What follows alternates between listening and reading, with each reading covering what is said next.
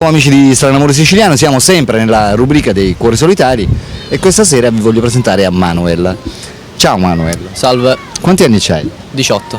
E cerchi la tua anima gemella? Come da trovarla come appunto piacerebbe a me. Esatto, dimmi, come dovrebbe essere questa tua ragazza ideale? Che cosa vai cercando in una ragazza? Una ragazza innanzitutto mi deve colpire a livello estetico al primo impatto, però poi magari conoscendola a livello intellettuale come è combinato, nel senso se culturalmente se è ben accreditata. Il mio stile di donna ideale è rappresentato dalla tipica donna mediterranea, ovvero scura di carnagione, formosa, mora, occhi scuri, belle labbra carnose e diciamo di media altezza, magari alta quanto me. Se la trovassi così sarei il ragazzo più felice al mondo.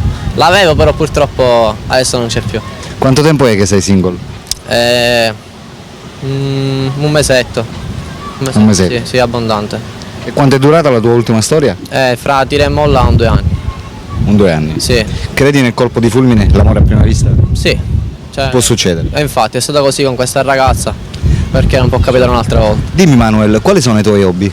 Gioco a calcio e studio. Sono diplomato quest'anno, sono un perito informatico. Sei di Palermo? Sì, sì, sì. E adesso ingegneria informatica all'università, quindi. Gioco a pallone, ho sempre conciliato sport e scuola, sono andati sempre bene, ho ottenuto grandi risultati sia nell'uno che nell'altro. Spero di continuare così. Va bene. Bene amici, abbiamo conosciuto Manuel. Per chi fosse interessata a Manuel, care ragazze, potete chiamare Strano Amore Siciliano chiamando il numero che vedete in sovraimpressione. Ciao da Alberto, ciao da Manuel. Ciao amici, a dopo.